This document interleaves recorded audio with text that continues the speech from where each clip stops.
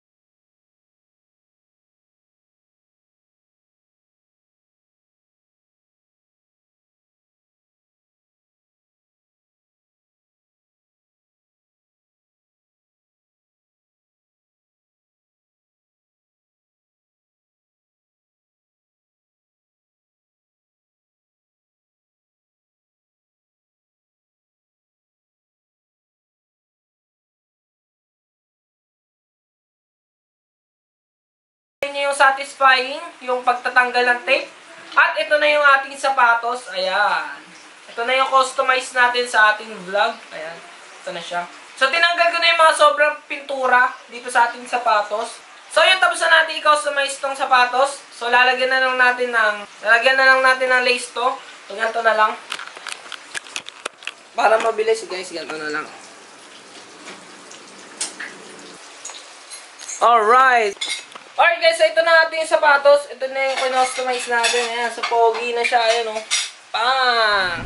Alright, guys, so ito na yung dalawa nating pares ng sapatos. Ayan. So, ito na yung una kong kinostomize. Tapos, ito yung customize natin dito sa ating vlog.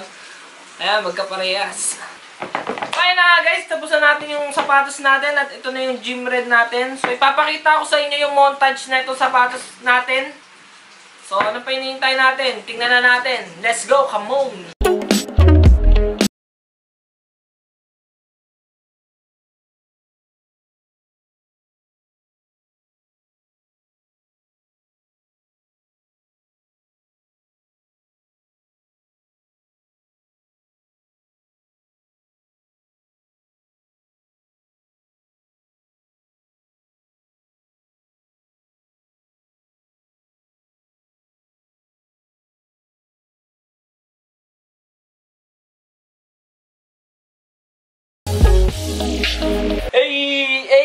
Alright guys, so ito na yung ating sapatos.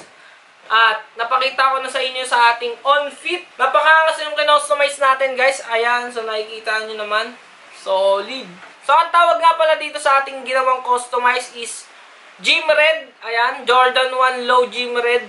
Ayan, so tapos na natin yung mission natin dito guys sa ating vlog. Ayan, so kung nagustuhan mo tong video na to, i-like mo na yan.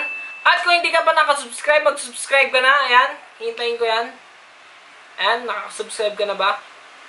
Alright. Ayan, so sobrang angas nung kinostomize natin guys. At hindi rin ako makapaniwala na nakapag-customize ako ng ganito. Ito na nga guys, ito na yung pinakamatagal ko nang gustong gawin sa aking buhay. At nakapag-customize na tayo ng ating sapatos. Ayan. Alright, so dito ka natatapusin ang aking vlog. Maraming salamat sa nanood. At ingat kayo palagi dyan. Always sanitize. At hanggang dito na lang. Peace! I'm out. Brrr.